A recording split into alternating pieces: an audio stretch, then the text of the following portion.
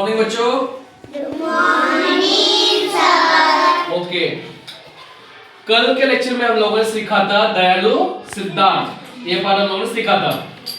किस किस को याद है? सबको याद है ना? Yes sir. उस पाठ में हमने देखा था कि एक छोटा सा बच्चा होता है जिसका नाम होता है सिद्धार्थ, जो बगीचे में खेल रहा होता है। तो उसको वहां पे एक हंस मिलता है जो जख्मी होता है ना? तो जख्मी हंस को क्या करता है?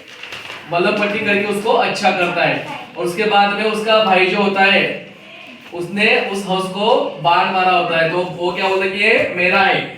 तो दोनों का झगड़ा होता है और दोनों झगड़ा करने के बाद अपने पिताजी के पास जाते हैं और पिताजी उनको समझाते हैं कि जो मारने वाला होता है उससे बड़ा बचाने वाला होता है, इसलिए हंस पर सिद्धार्थ का हक है। तो इससे हमें क्या सीख मिलती है कि कभी भी हमें किसी को मारना नहीं चाहिए, किसी के साथ मस्ती नहीं करनी चाहिए, सबके साथ प्यार से रहना चाहिए। तो ऐसे ही हम आज पाठ पढ़ने वाले हैं कैसे बनते हैं बादल। भाई बादल आपको सबको पता है। ऐसा कोई बच्चा है कि जिसने बादल देखे ना हो? है कोई ऐसा बच्चा अपने क्लास में जिसने बादल आज तक देखे नहीं होंगे? सबने बादल देखे। आसमान में जब हम ऊपर देखते हैं तब हमें बादल नजर आते हैं। बरसात के समय में ज्यादा नजर आते हैं। ओके, तो बरसात सबको पता है। बारिश, बरसात, रेन। जब बरसात आती है तो उसका पानी बहुत गर्म होता है ना? तो ठंडा, बरसात का पानी काफी ठंडा होता है। तो आप में से मुझे कौन बताएगा कि बरसात कैसे आती है धरती पे? बरसात बनती कैसे, बादल कैसे बनते हैं? कौन बताएगा मुझे? यस चिंतन, सार्थक, यस बेटा। ढग यानी क्या? बादल बनते हैं, बादल के अंदर से बारिश गिरती है। Very good, clap for. अभी आपने सबने देखा होगा कि बरसात जब गिरती है तो आसमान से पानी नीचे आता है। देखा ना आप लोगों ने सबने? बूंद बूंद करके बारिश का पानी धरती पर आते रहता है। तो अभी सोचने वाली बात ये है कि वो पानी ऊपर जाता कैसे? सोचो सोचो। अभी जैसे हम अपने घर पे देखते हैं कि जब नल से टंकी में पानी भरते हैं, नल से पानी टंकी के अंदर जाता है, उसके बाद हम जब नल ऑन करते हैं तब जाके हमारे नल में पानी आता है। तो बरसात का ऐसा कौन है भाई? बरसात का पानी आता कैसे? वहां पे तो टंकी बनाई किसी ने? देखिए अभी टंकी, भगवान की नबी टंकी बनाई, ऐसा कुछ देखा है कहीं? या आसमान में टंकी घूम रही है, उसका पानी गिर रहा है, ऐसा देखा है आपने? देखा है आपने किसी ने? नहीं, बिल्कुल देखा नहीं, मैंने भी नहीं देखा भाई।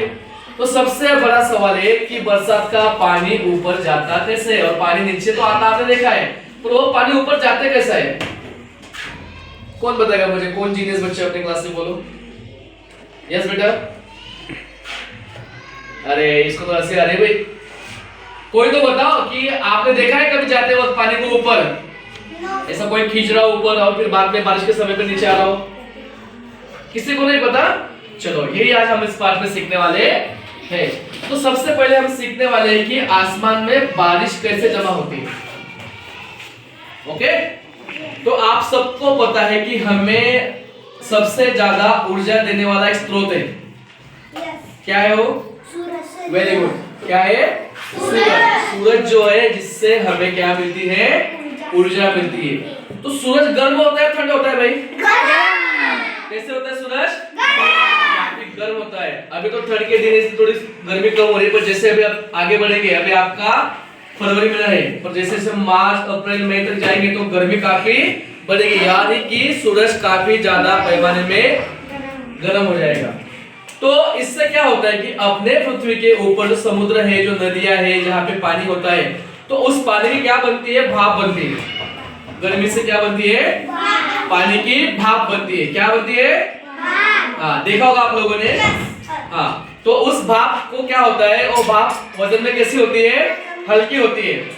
भाप कैसी होती है? वजन में हल्की होती है। सूरज की तपती किरणों की वजह से जो पानी जो होता है अपने पृथ्वी के सतह का, समुद्र का पानी जो होता है, उसकी क्या बनती है? भाप बनती है। और भाप हल्की होने से क्या होता है? वो हवा में धीरे धीरे धीरे धीरे उड़कर आसमान में जाती है। कहाँ जाती है? आसमान में भाप बन के वो आसमान में जाती है। और फिर जब उस भाप को बादल मिलते तो बादल में वो स्टोर हो जाती है।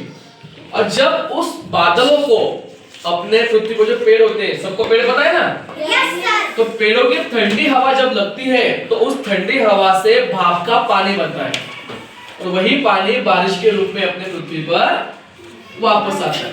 अभी एक प्रयोग है, मैं आपको समझाऊंगा कि आपको जल्दी समझ में आ जाएगा। आप लोगों ने गर्म चीज खाई होगी, आपके घर में मम्मी आपकी खाना बनाती होगी, बराबर है? कुछ भी बनाते हो, खिचड़ी हो, दाल चावल हो, सब्जी हो, कुछ भी हो। तो जब मम्मी किसी चीज को बनाती है तो गैस पे रखती है, रखती है कि रखती है? किसी का चूल्हा होगा, किसी के पास इलेक्ट्रिक सिगड़ी होगी, कुछ भी हो पकाने के लिए जो भी साधन आपके घर में उपलब्ध होगा उससे आपकी मम्मी खाना बनाती है, बराबर है? तो उससे क्या करते हैं, तो वहां पे जब आप आग के ऊपर एक अपना जो बर्तन होता है वो रखते हैं, उसके अंदर पानी डालते हैं, उस पानी के ऊपर एक ढक्कन रखो। क्या रखना है आपको? ढक्कन रखना है। तो उस ढक्कन के ऊपर ऐसे भाप जमा हो जाती है, देखा होगा आप लोगों ने कभी कभी, देखा आप लोगों ने? हाँ, और उसी भाप को अगर फूंक मारो आप तो उसके पानी के बूंदे नीचे गिरते। समझ में आ रहा है कहूँ के? तो इसी तरह से अपने पृथ्वी का भी जो समुद्र का पानी होता है वो सूरज की गर्मी की वजह से क्या होता है, भाप बनकर आसमान में बादलों में जाता है और उन्हीं बादलों को जब भी ठंडी हवा लगती है तो उस ठंडी हवा की वजह से वो भाप का रूपांतर किसमें होता है? पानी में होता है और पानी फिर बारिश के बूंदे बनकर अपने धरती पर आती है। उसी को हम लोग क्या बोलते हैं? बारिश बोलते हैं ना। हाँ, तो फिर जब बूंदे धरती पर आती है तो उसका कैसा होता है एहसास? ठंडा ठंडा पानी होता है ना एकदम। कौन कौन नहाया है बारिश के पानी में, बोलो मुझे? किसको किसको मजा आता है बारिश के पानी में नहाने के लिए? अरे वाह, सब बच्चे, वेरी गुड। तो इसी तरह से अपने हाँ, तो इसी तरह से वो पानी जो होता है वो आसमान से धरती पर आता है। फिर आसमान से धरती पर आने वाला पानी जो होता है वो फिर बहकर जमा होता है, नदियों में होता है, नालों में जमा होता है कि नहीं होता है? तो आपने कभी कभी सुना कि बहुत ज्यादा बारिश की वजह से इस गांव में बाढ़ आ गई, जिसको हम लोग मराठी में पूर बोलते हैं, उनके घर खराब हो गए।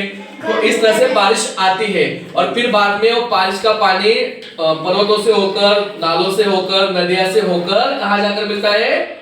सबसे बड़ा समुद्र, सागर जिसको हम लोग बोलते हैं, वहां पे जाके पानी स्टोर होता है और फिर से वही फिर धूप निकलेगी, फिर से भाप बनेगी और फिर से ऊपर जाएगी, फिर से हवा लगेगी और फिर से बारिश हो जाएगी। यह चक्र निरंतर चलते रहता है। पर सबसे बड़ी चीज क्या है कि अगर हमें बारिश नियमित समय पे चाहिए तो हमें सबसे ज्यादा कौन काम में आता है? हमारे पेड़। अगर पेड़ों की हवा लगेगी नहीं तो हवा कहां से आएगी? ऑक्सीजन कहां से मिलेगा? और ठंडी हवा अगर ऊपर नहीं लगेगी तो बारिश कहां से होगी? होगी बारिश?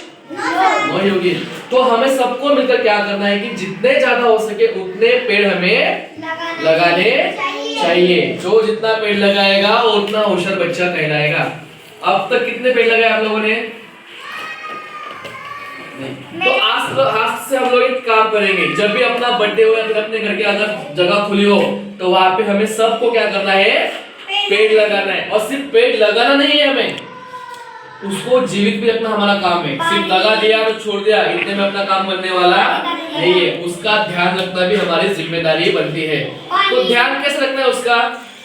क्या करना पड़ेगा? Very good. उसको क्या करना पड़ेगा?